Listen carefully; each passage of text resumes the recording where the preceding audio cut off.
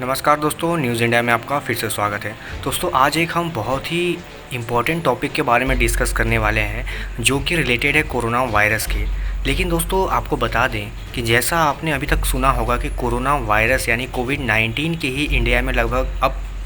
करीब 4-5 वेरिएंट हैं और पूरी दुनिया में आने वाले समय में इसके और भी वेरिएंट देखने को मिल सकते हैं। लेकिन अगर आपसे कहा जाए कि आने वाले समय में कोविड-19 को आप छोड़ दीजिए, भूल जाइए, कोविड-26 और कोविड-2032 भी देखने को मिलेगा, तो आपका रिएक्शन कैसा होगा? हालांकि ये जानकर बहुत डर लग रहा है कि आने वाले समय में कोविड-26 और कोविड-32 भी देखने को मिल सकते हैं। अब इससे रिलेटेड एक बहुत बड़ा न्यूज़ निकल के आ रहा है जो है सीधे अमेरिका यानी टेक्सास से रिलेटेड। हालांकि टेक्सास के जो एक्सपर्ट हैं हेल्थ के, उनका मानना है कि अगर हमने समय रहते कोविड-19 का ओरिजिन और इससे रिलेटेड सारी तैयारियां पहले नहीं कंप्लीट कर ली, तो आने वाले समय में जो कोविड-26 और कोविड-32 का जो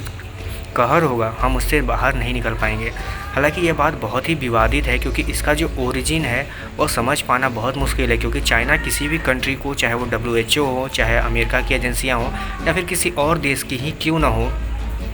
उनको ये अलाउ नहीं करता कि वह जाके वुहान, जो कि चाइना का एक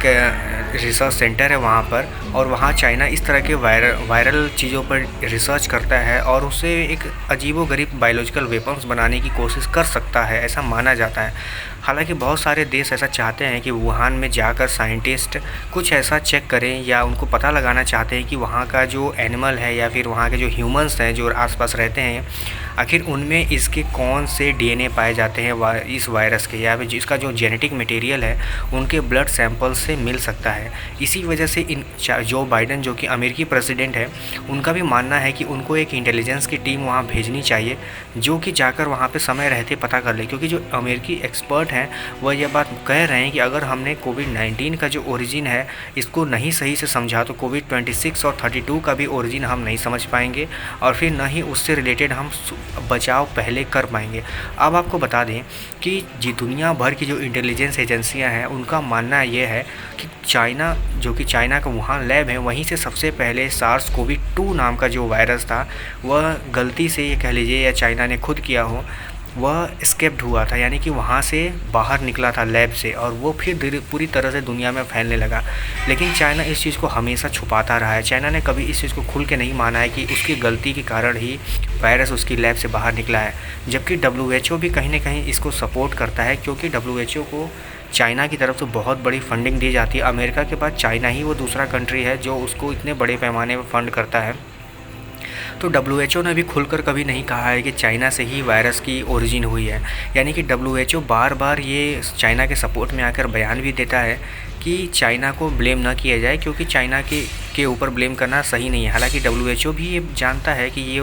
ओरिजिन चाइना से ही हुई है, तो जाहिर सी बात है उसके सबूत भी चाइना में ही मिलेंगे और वहाँ लैब में मिलेंगे। लेकिन WHO आज भी उसको बचाने की कोशिश करता है। हालांकि WHO का तो यहाँ तक कहना है कि ये जो पूरा जांच का जो मामला उठ रहा है वह बस एक पॉलिटिकल गेम है, यानी कि लोग इस मैटर को पॉलिटिकल बनाना चाहते हैं, न कि इसको सुलझाना चाहते हैं। अब आप समझ लीजिए कि WHO जैसी संस्था अगर इस तरह से आँख बंद कर लेगी इतने बड़े पेंडेमिक में, तो फिर बाकी देशों की छोटी छोटी एजेंसियों का क्या होगा। हालांकि जो बाइडेन चाहते थे कि वो एक अलाउ करे अपने देश के कुछ रिसर्चर्स को, जिसमें अलग अलग तरह के साइंटिस्ट हो,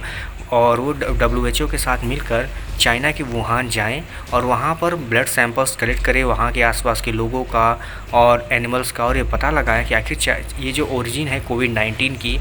ये कैसे हुई और इसके इतने बड़े लापरवाही की जो चाइना की वजह कहा जा सकता है वो क्यों हुई। लेकिन चाइना इस चीज़ को पूरी तरह से मना करता है और उसका कहना है कि ये सिर्फ पॉलिटिकल कर रहा है, इस पर पॉलिटिकल गेम है ये, और चाइना इस चीज़ को कभी एक्सेप्ट नहीं करता है कि ये जो वायरस है उसकी वजह से फैला है।